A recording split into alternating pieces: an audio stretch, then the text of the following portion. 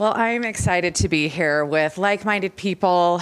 I hope that our time together will be of worth. I know that 2.5 years ago, when my late husband passed away, I've learned so much about joy and how it's so deeply tied to our grief in a way that I had never previously known. It's not separate, and it's not separate, that joy and that grief. And so I've spent a lot of time thinking about that and what the connection is and why it has to be like that.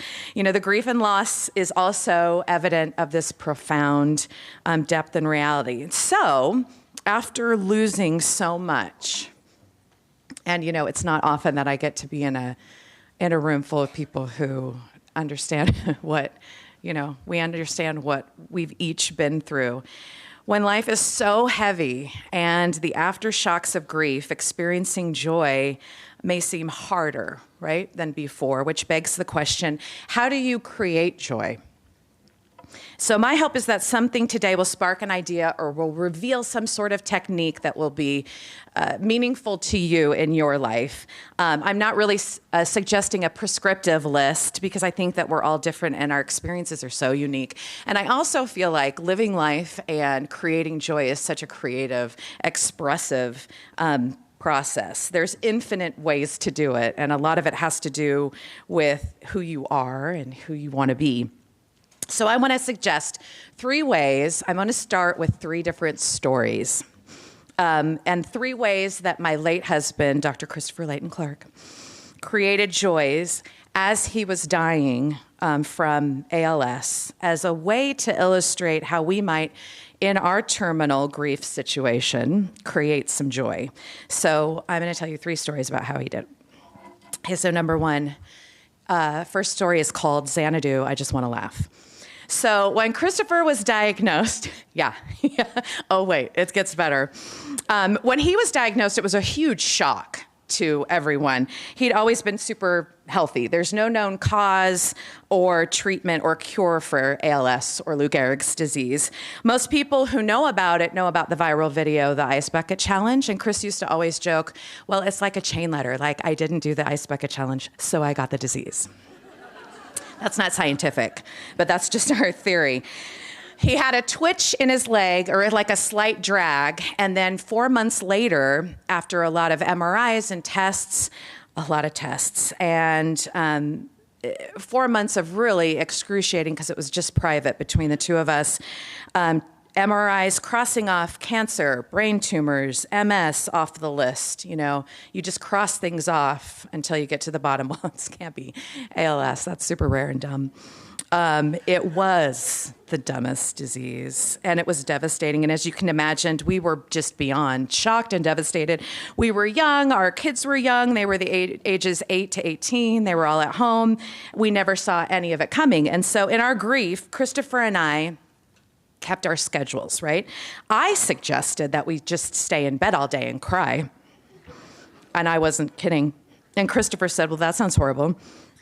And he said, I'm just going to keep on doing all the things that I can do until I can't do them any longer. Like, I don't know how long I'll live with this. I don't know what's happening.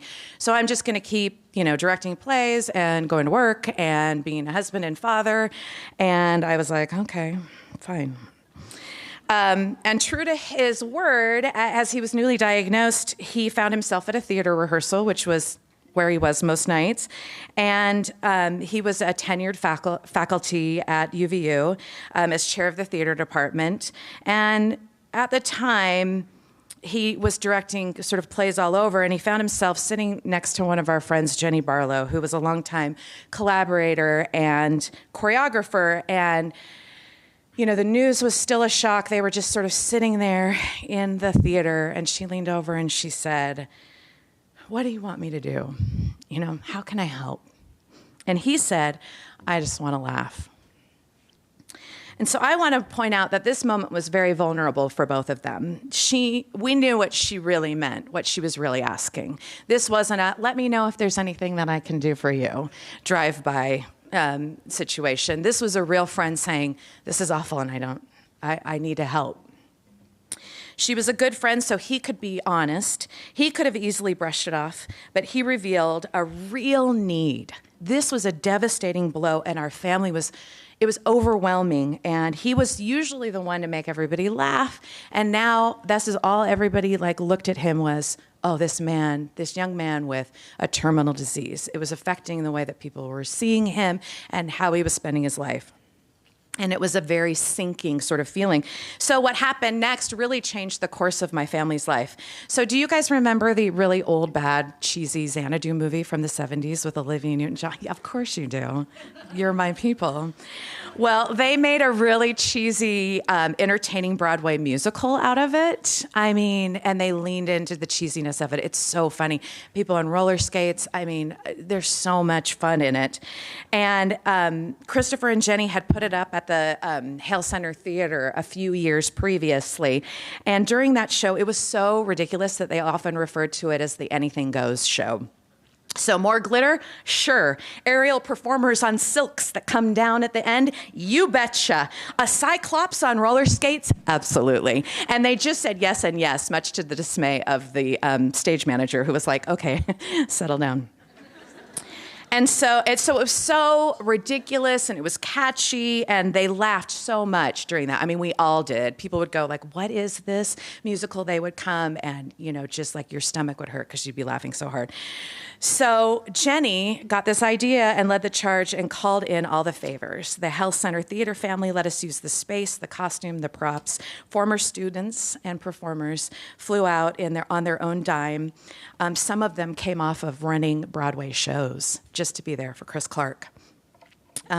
They spread the word, come laugh with us. They made T-shirts of a shirtless Chris Clark designed by a friend in one of our audiences that said, Xana, don't get ALS. Christopher went to every performance. He dressed up every night as a different character. He didn't want people to feel sorry for them. He wanted them to laugh. He wanted to create new memories with his friends. So if he was in a Muscle Man T-shirt, as his muscles were slowly deteriorating, it made people laugh instead of oh, you look different. Every night, Christopher would get a standing ovation. People showed up, and they showed us that they loved us. We all laughed together. So when I think of creating joy, I will always think of Xanadu. Every night I thought to myself, I don't think that my heart can hold this much joy. It was overwhelming. This production of Xanadu was created by other people. It was people coming together to create one big event, but it felt like a lot of little expressions of love. The feeling of joy, of gratitude, it was so big that we all felt it. We all got to be a part of it. Even if you were on stage or in the audience, it didn't matter, because it wouldn't exist without all of us. We came together, and it was all about community. Literally everyone had a role. Okay, so story number 2. This one's called, I Just Want As Many Ordinary Days As I Can Get. When people talk about tragedy, haven't you found out that they talk about it as a singular event? Christopher died of ALS. But when in reality, grief is really never an isolated moment. It's 1,000 lost hopes and dreams and tragedies, death by 1,000 paper cuts, right? Part of my grief is learning to pace myself, my expectations, my energy, my hope, because nothing lasts, good or bad, for very long. And living with ALS is particularly cruel because it doesn't have any reliable progression or rate, but it always has the same devastating result. 100% of people who have ALS die of ALS. No one's ever cured. For most, the life expectancy is 2 to 5 years, with a small percentage living past that. And the expected progression, well, for some it starts in the leg, like with Christopher. For others, their voice, some their arms. And at the beginning, we just researched everything, right? And we were looking for any sign of hope. We wanted to look for any indication, hey, maybe he has the good kind that goes slow. And we adjusted. So when he had to walk with a cane, we got all these cool canes because we were like, oh, it'll make you look distinguished. But then that didn't last very long. He was quickly in a walker. And then we were like, oh, this walker, this is funny. And we can put stuff on it. And then it was like, no, he's falling. He really needs to be in a wheelchair. So this progression wasn't as fun as we thought it was going to be. And the anger that you get as part of this grief. For me, it was directed at people who park illegally in handicapped parking places, but I'm still not over that. And every time my kids see that, they're like, don't talk to that person. I was like, oh, I'm going to talk to that person. I'm going to leave a note. And they're like, don't leave a note. Christopher made cards for me for our last Christmas together that I could leave on cards. And I was like, that is so, you really see me. And maybe it was because we felt so supported at this time by our friends in those early days, or we were young and full of energy and hope. I was convinced that with no medical or scientific reasoning at all, that his progression would slow down. I don't know why.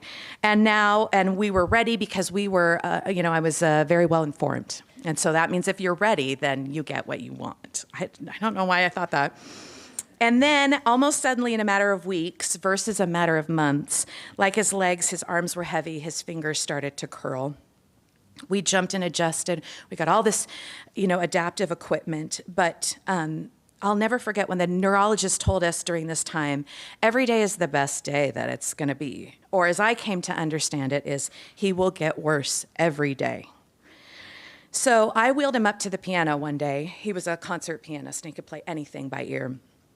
And he was slow and intentional for a minute, and he used to play like while I was getting dinner ready and things like that.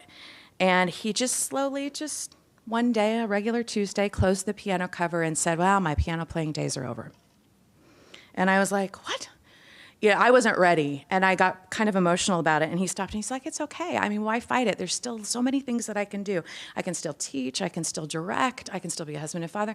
I'll just get frustrated because I'll never be able to play like I once played. I'd rather focus on the things that I can still do and move forward. And I'm going to focus on that instead of getting frustrated. And it was said and done. It was done so unceremoniously. It was like a regular Tuesday, right? Like nobody brought over flowers. Nobody brought over a card. Nobody knew. But I was devastated. It was one of the worst days of my life. But this is indicative of how Christopher moved forward. Ordinary days. And that's what we started focusing on. He wanted to focus on simple family life. He told me he just wanted to be parked in his fancy, expensive wheelchair in the middle of all the chaos. As our kids went in and out with their friends, they'd come home for lunch because we live across the street from the high school, and it would be crazy, and Chris would tease them all with his Stephen Hawking device that he can type out like certain really embarrassing things for our kids. And he would turn things on the Alexa and stuff for our kids, and they'd be like, that's just my dad. He doesn't know us.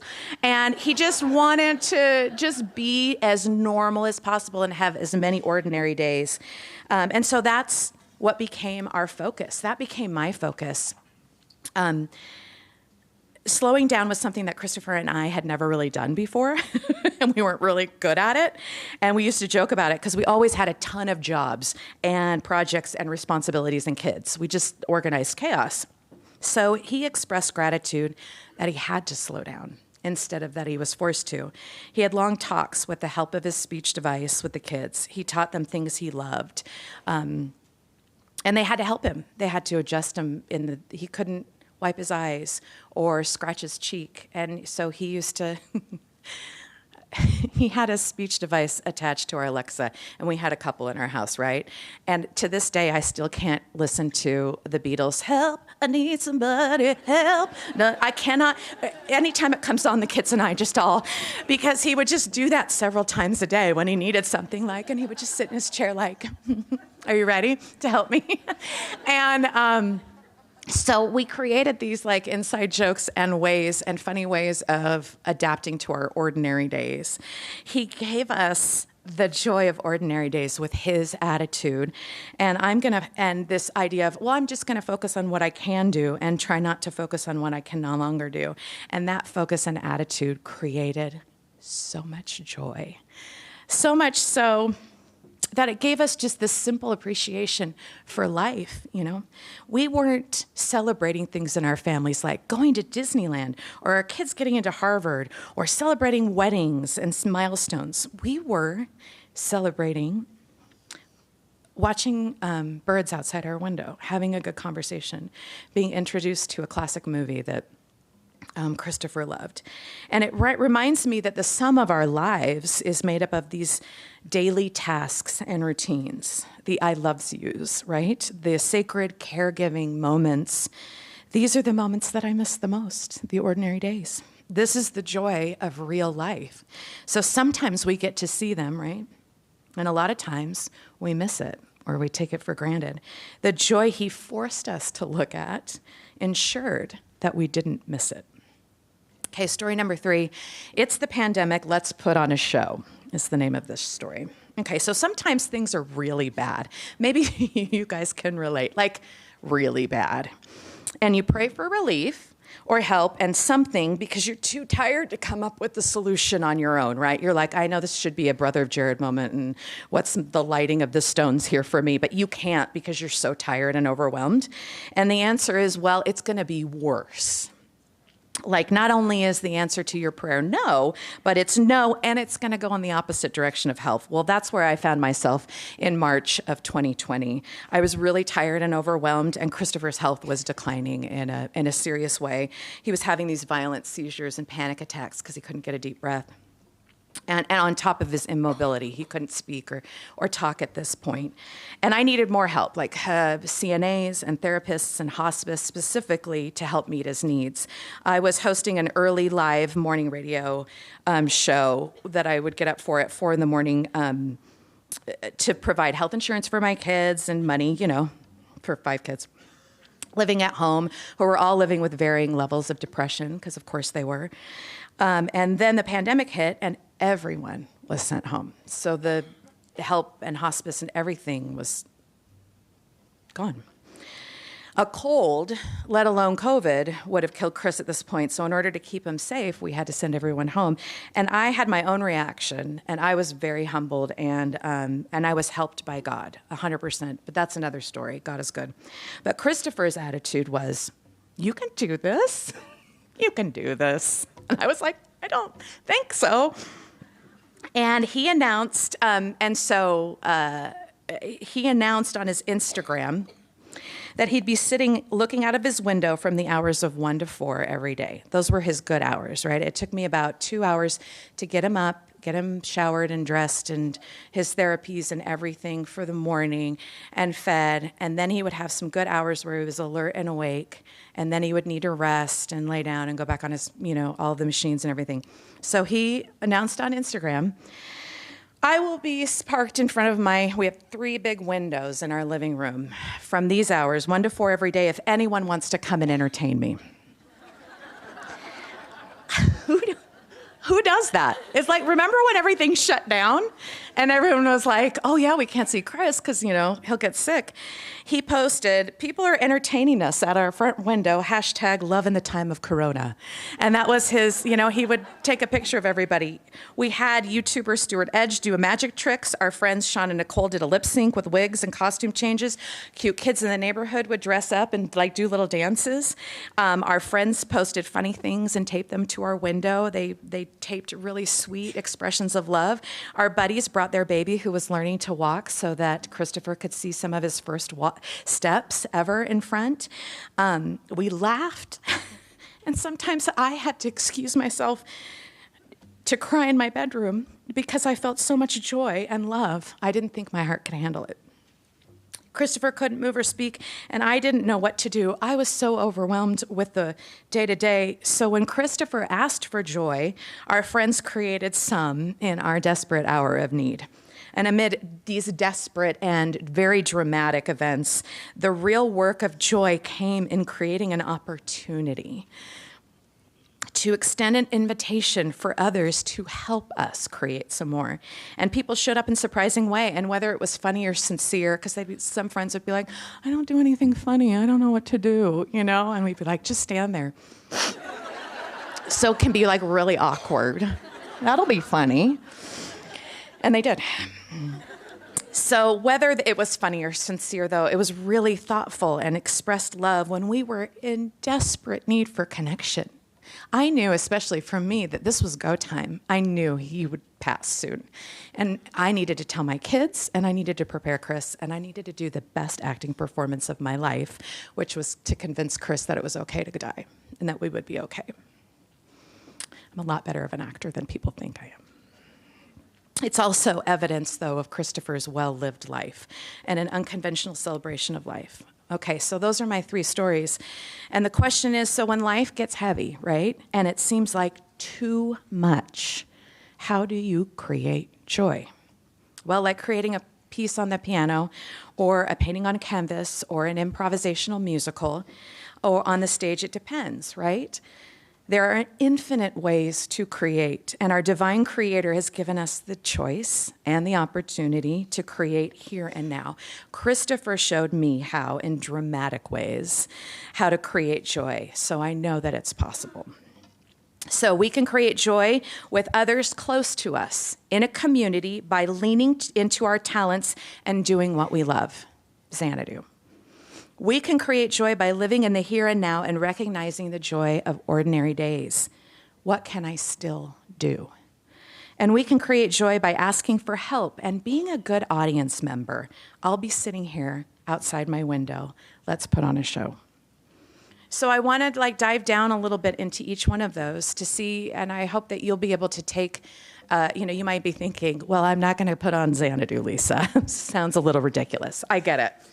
But whatever your talents or interests are, there is a principle here about how you create this. So the first part, we can create joy with others close to us in a community by leaning into our talents and doing what we love. It was a lot easier for me to create joy when I was paired with Chris Clark. After he died, suddenly I was crying more than I was laughing, something that I had never experienced in my life. And I've been practicing this for a while, and I'm hoping that it gets easier with time. And for me, this has just looked like showing up.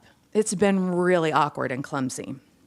After Chris died, I felt like the lights went out, right? Like the best party when you're having so much fun is over and everyone cleans up and stacks the chairs and puts the cellophane on the cookies and everyone's leaving and you're like, and you're left alone. And I describe it as like my sad montage movie situation.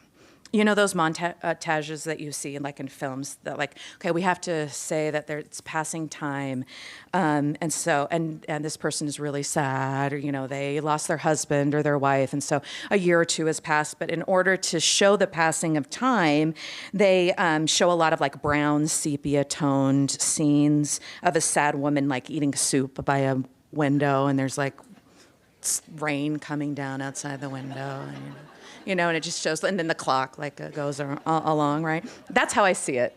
I'm in my soup eating montage phase of life.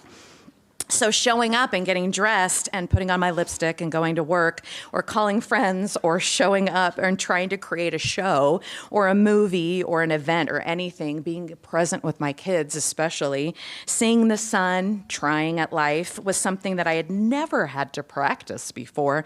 And so it's been really humbling and exhausting.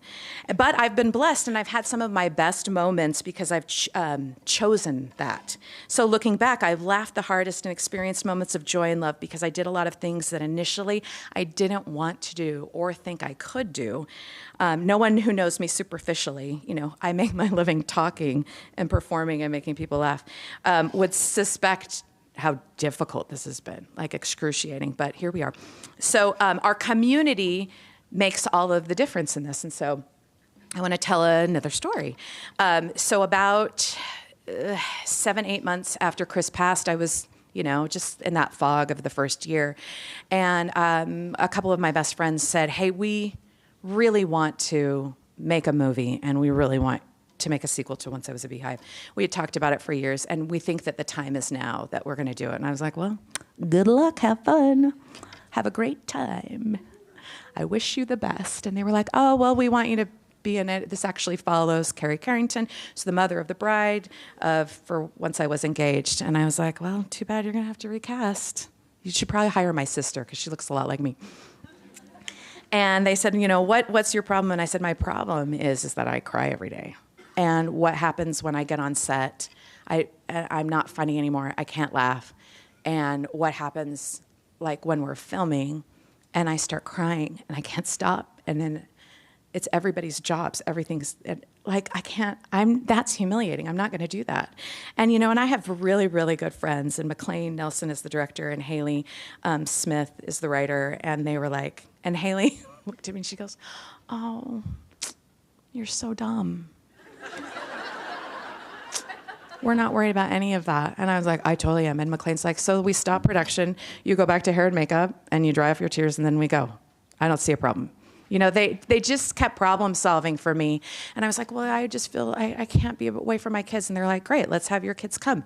We'll cast Margaret in the movie, because I just had like 2 kids. The other ones were in college. And a son. We'll have him be a PA. He wants to get into film. Let's do it. We're going to solve all your problems here. And I was like, oh, I don't know. And then Haley said, I will be there, and I'm going to be, so all you have to do, if you feel yourself like losing it, or you feel it's overwhelming, or something reminds you, I will cry with you, and I'll take you in the other room. It's no big deal. We got to keep doing this. Chris would love that you were doing this. My friends told me I was dumb. And it was the best thing that they could have done in that moment. I remember thinking, Christopher would totally want me to do this. I felt kind of peer pressured. And I was like, I know I'm supposed to live, and I'm not supposed to like stay in my bed and cry, but he's not here. I can do whatever I want. You know what I mean? Like, you kind of get that, like, well, if you didn't die, then maybe I wouldn't have this problem. So we made the movie, and my friends emotionally supported me, and I laughed so much on that set. We had a great time, and everybody, who was like whether they were on the set or they were actors, everybody was so kind. We had just these like magical, like spiritual moments together doing that and making that. And this movie will always like be an evidence to me of how life is unexpected, and in sometimes the best ways. And sometimes when the worst case scenario happens to you, like it happened in my family's cases, you then assume that more bad is coming, right? This is part of our grief and our recovery. But the thing that got me out of the biggest slump was, you don't know. God's ways are mysterious. And just like you didn't see that coming, you don't see joy coming, but it doesn't mean you're right either. And allowing for that sort of hope and possibility allowed me to not inhibit the way that my community could help me create joy. We can create joy by living in the here and now and recognizing the joy of ordinary days. Creating joy is an art form. It's also a commandment.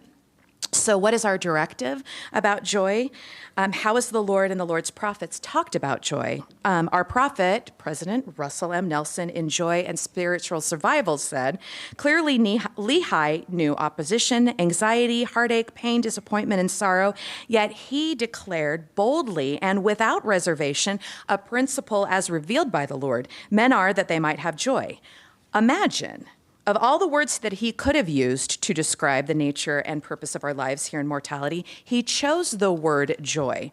Life is filled with detours and dead ends, trials and challenges of every kind. Each of us has likely had times when distress, anguish, and despair almost consumed us. Yet, are we here to have joy? Yes. The answer is a resounding yes. And that's our prophet. And Elaine S. Marshall in the devotional, In This Life I Shall Have Joy, reminds us that joy has been our legacy from the beginning. In the book of Moses, we learn that after being driven out of the Garden of Eden, Adam and Eve made the decision upon entering this lone and dreary world to have joy. They had lived in a kind of paradise, having no needs, no hassles, no evil, but they learned that in order to have joy, they must know pain. More than that, they learned that to know joy in the face of pain requires courage. They wanted that experience for themselves and for us, their posterity. We read that Adam blessed God and was filled and began to prophesy concerning all the families of the earth, blessing the name of God. As he said, in this life I shall have joy. And Eve, his wife, heard these things and was glad. And when Adam and Eve realized the cost of obedience, of enduring sorrow to meet God again, they decided that they would have joy. They made a decision. They were brave. When we learned of the divine plan of salvation before we came to earth, when the morning stars sang together, we joined the sons of God, and we too shouted for joy.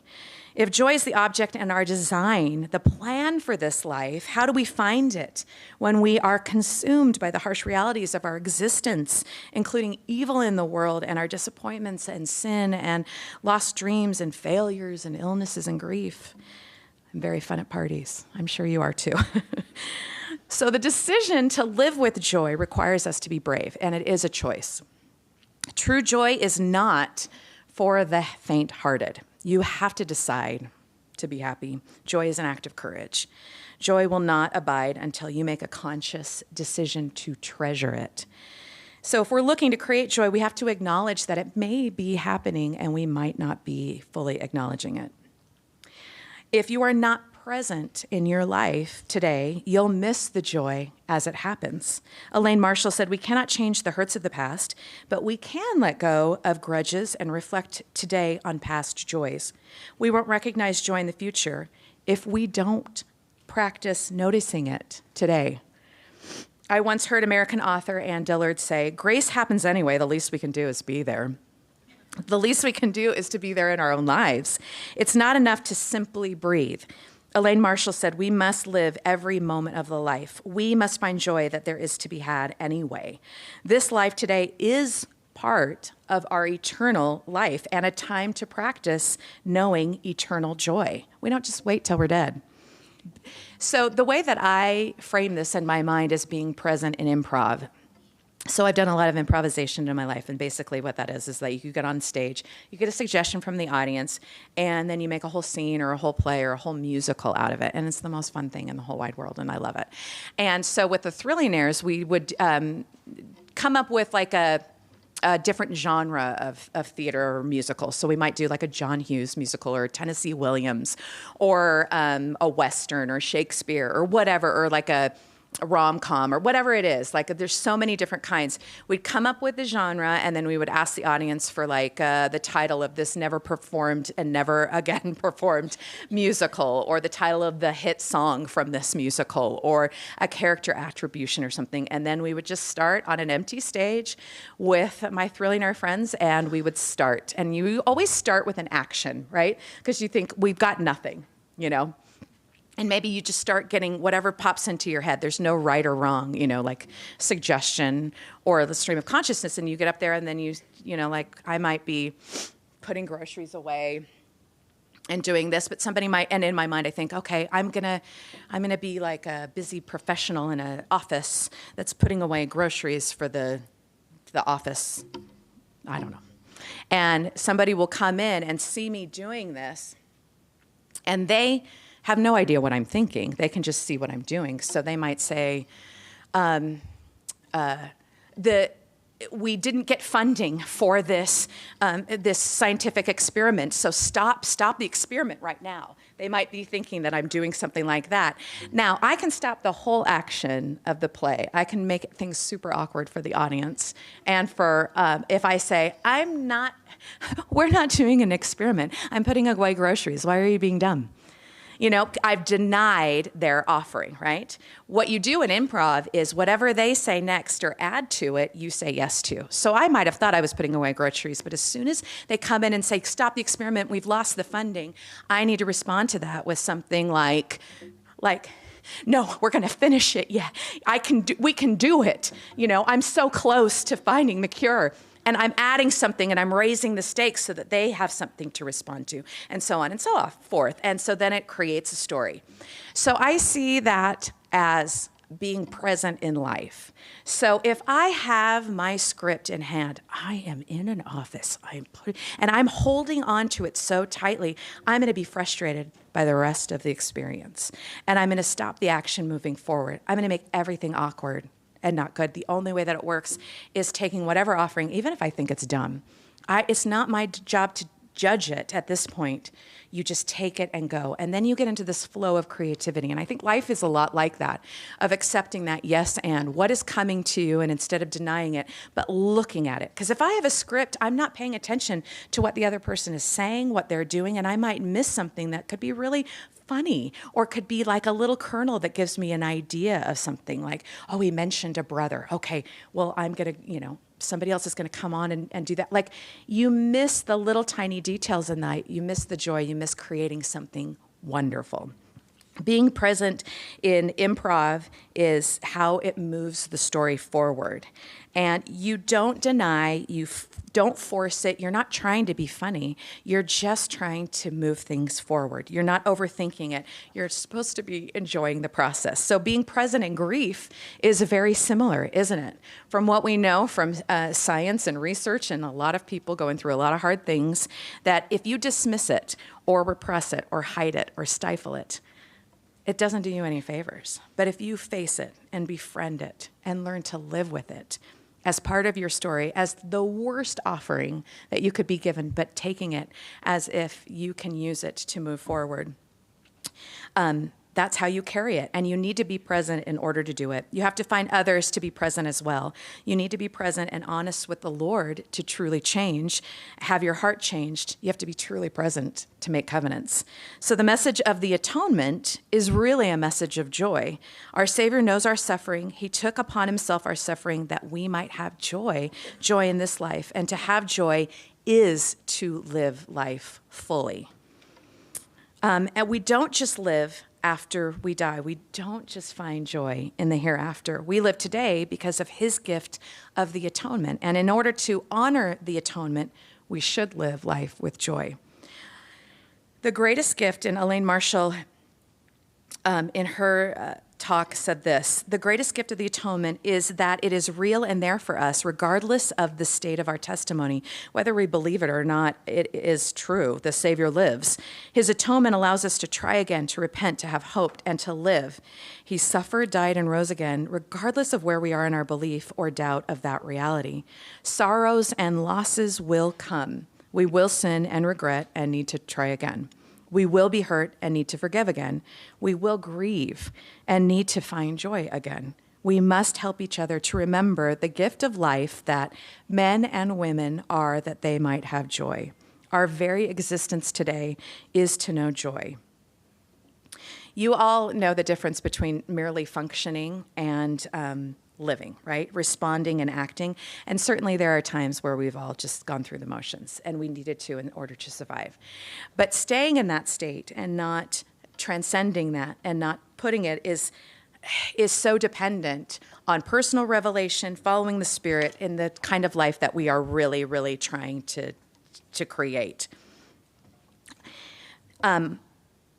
In Mosiah, it says, "For the Lord hath heard thy prayers and hath judged of thy righteousness, and have sent me to declare unto thee that thou mayest rejoice, and that thou mayest declare unto thy people that they may also be filled with joy." And I take this as permission and assurance from God himself that in this life I may have joy, that joy is a divine principle whose eternal implications may be beyond our understanding, but are significant to God himself. I pray that we always find that courage and that gratitude and forgiveness and presence to honor this divine gift of joy. So number 3, we can create joy by asking for help and being a good audience member. Early on in our marriage, we were seniors at BYU, getting ready to graduate, just before we got married, and Christopher didn't really know what he wanted to do. He had, he said, maybe I'll be an actor. This is what I'm good at, but I don't know. We were both English majors because we thought that was really practical. Because what we really wanted to do wasn't really practical. And so he went to the Career Center at BYU to take a career test, okay? And back in those days, in the 90s, it wasn't just, you just take it on a computer, right? Like you had to go to the thing, and it was like 10 hours of testing. And so he was super excited to go back, like, today's the day I'm going to find out what career I should have. And I was like, oh, this is so great. You'll do great. So he goes in there, and the woman is visibly upset. And she's like, well, this has never happened before. And he was like, what? And she's like, well, just know that these career tests, nothing is really set. It's just suggestions. And He was like, oh my gosh, what are you talking about? And he's like, just tell me the results. And she's like, okay, I just like, this has never happened before. And so I just want you to be prepared. And he's like, oh my gosh, just tell me. She goes, well, your number one career that the test says that you're good at is to be a circus performer. And true story. I am not making this up. He came home and told me, and I was like, huh. Like, I see it, but huh. I mean, when we got engaged, he told me he was going to be a lawyer, so I felt like, okay. And we just kind of were there sort of dumbfounded. I thought for sure it was his best friend, Jay, like that he had gone in to like switch it, just like as a joke. But when Chris was like, yeah, no, like she was for real. Like she did not want to talk to me. And I was like, huh. Okay, cool. So like the whole idea of like, you do not know what's going to happen in life. And I remember that moment we talked about it. I mean, he ended up being chair of the theater department. He ended up being a director and teaching and presenting about and being a Shakespearean expert. Like he really felt like, especially being chair of a theater department, that he ran like a 3-ring circus. Like he used to always say like, yeah, that was right. Like she was right. But I always think about that as like, we always think we're the exception, don't we? Like nobody else understands because like I have a weird thing and I don't know what to do. And it's funny because I think about that all the time because we were like, well, what are you going to do? Because we didn't have 5 kids yet, right? Like life hadn't gotten serious yet. We were like, well, we'll figure it out. Like whatever. And you know, in my deepest moments of grief of being like, this is the worst. Like, how am I supposed to live? How am I supposed to help? It just overwhelming. What got me out was this mysterious nature of God, honestly, and knowing that God has a sense of humor as well and admitting it. Like, I did not, you know, I will admit, like, I don't know why Christopher had to die, right? Like, I don't have a, like, it's probably because of this or whatever. I have nothing that you will suggest to me feels good or right. And I admit that. And I don't know what the future will hold for me. And it is okay. It is really humbling. But God's ways are mysterious. And I think sometimes we don't know, but we try to pretend like we do know because we think it's synonymous with faith. And I don't believe that. God is good. God is watching over me. Someday, probably not in this life, I'll understand and have a full knowledge. I don't think that I will have that in this life, and it doesn't mean that I can't have joy, and it doesn't mean that I don't have faith. It just means that I don't make up stuff. I mean, just when I'm on stage doing improv, then I make stuff up. But we like to talk for God a lot, don't we? And I feel like that is blasphemy, right? Telling other people, well, God must have wanted to do this or said this or done this. And I think we have to be a lot more careful about that. I don't speak for God. God is good, and God will guide me, absolutely, and I will testify of that. I will not speak for God. I love what Brianna Weist says. She's a poet. She said, what if there is a path for you that is greater than what you can envision? What if there is a life for you that is more than you would even know to ask for? What if you are inherently and unknowingly limited by your old perspectives, your outdated ideas of what is possible? What if all the discomfort within your being is simply trying to redirect you to a place beyond anything you've considered before? What if there is more than you know? What if there are things out there so good you don't even know you're waiting for them? And I love that because I feel like this reveals like a generous nature of God, of how it is that sometimes we seemingly and unknowingly limit what God can do. I'll never laugh again. I'll never be happy again. My life will never be good again. It's probably not true. But do we let our brain, unless we decide we want it to be true, right? So how are we limited by our beliefs? This is one of the reasons why I love improv so much, because by the end of a musical where we come up with songs and dances and a plot and a climax to the musical, and then and we wrap it all up, it's such this sense of, I had no idea. I couldn't have sat down and written that. There's no way that I could have known that before it was created. And then it's created and then it's gone. right? It just exists in this moment with the audience. And being a good audience member and saying, I will be sitting outside my window waiting for you to entertain me, requires a readiness, right? If we are showing up to life with our arms crossed, I've performed in front of a lot of different audiences, and you can tell somebody's like, like my husband dragged me here. I don't want to, what are we doing? That person is going to have a different experience than somebody who's like, this is going to be great, right? And that kind of energy and willingness and readiness as an audience member is not something that we talk a lot about, right, in performances. But I think it's just about life as well. If you already think, well, I know what they're going to do and say, it's going to be dumb and I hate it, then you're going to have a different experience of like, I have no idea what's going to happen, and I'm just here to experiencing it. And you create something new in that. That's why I love live theater. I see a lot of the connection between being a good audience member to being a hopeful participant in life. All of us here have been given the dumbest suggestion ever. Your spouse died. Oh, great. It really is the worst.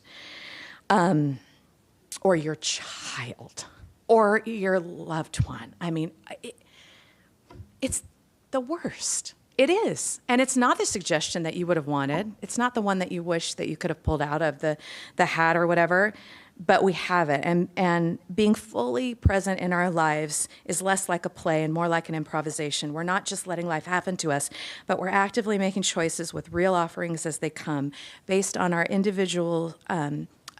us as individuals and known and loved by God, with real talents to offer, not hypothetical ones, not ones wished for, but the ones right in front of us here and now.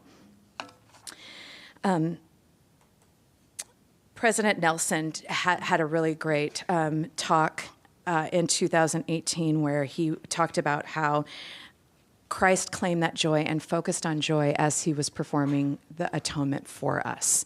That the thing that got him in was the love and the joy that he had in knowing that he was helping us. And President Nelson, I've thought about this a lot. His suggestion to us is he going through the most excruciating thing that anyone we couldn't even experience it. He focused on joy to get him through that. So then what then do we have to learn about this joy as well? How can we claim that joy, he said? Well, we can start by looking unto Jesus, the author and finisher of our faith. In every thought, we can give thanks for him. If we focus on the joy that will come to us or those we love, what can we endure that presently seems overwhelming, painful, scary, unfair, or simply impossible? I had my script, and ALS wasn't a part of it. It ruined the whole story. It was really great, you guys. And someday we'll all sit down and we can all tell you the scripts that we had for our lives. It was really great, actually. A lot of fun, a lot of travel. Anyway. But what if I had clung to that script and missed it, and missed being present for my husband and kids? I would have lost more earlier and created more misery. But what happened next, specifically how we chose to react, how we treated the disease, what we said to our kids, how we handled doctor's appointments and work and insurance and caregiving, all of those offerings where our presence and our focus really mattered. The best next choice, one day at a time, sometimes 1 hour at a time. And at that, it didn't change the outcome, but it changed the story. And things happened, miracles that I could have never anticipated before. And there was joy. There was a lot of laughter and a lot of regular, ordinary days that I will now never take for granted. Christopher was given a blessing early on in his diagnosis, and the blessing promised him that some of his best days were ahead of him.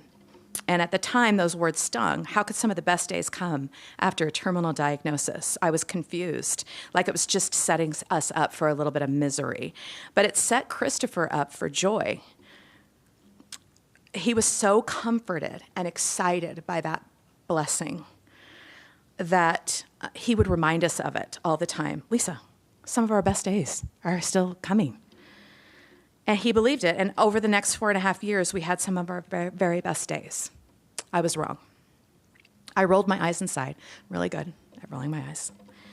But I let it happen, and that's a pattern. I'm working on it. But what if I had insisted on the script? What if I had fought? What if I had stayed in bed and cried every day? that everything was horrible after that. I couldn't do that to Christopher or the kids, but it was really, really tempting, and I was proven wrong. So trying to figure out the blessing in the worst case scenario has been an interesting mental game, and I'm sure it's been for all of you. But seeking for joy when we're grieving means we have to think differently. Sometimes we unknowingly limit God and what's possible in our minds, so we're not actively ready for all the joy that he has to offer us. He's all-knowing, all-loving. His experience and what is possible is limitless. Certainly, we can't comprehend all of God's ways. They are mysterious. And when we do, we limit the possibility, the hope, the faith, the joy that we can feel because we cannot imagine it fully. So creating joy is a call for creativity. I know I've mixed a lot of metaphors in this talk. I've talked to filmmaking and montages and improvisation and Xanadu. There's been a lot. That's kind of how my brain works. But it's my hope that focusing on the joy and just illustrating that it is everywhere, but it is our decision to grab it, that we can help be a co-creator with God and create it with others in ordinary days and by asking for help with others. And it is not just an opportunity, it is a commandment, but it's also our legacy and who we are as divine beings. And thank you for letting me come and talk about Chris Clark. And I wish you all joy. And I say these things in the name of Jesus Christ, amen.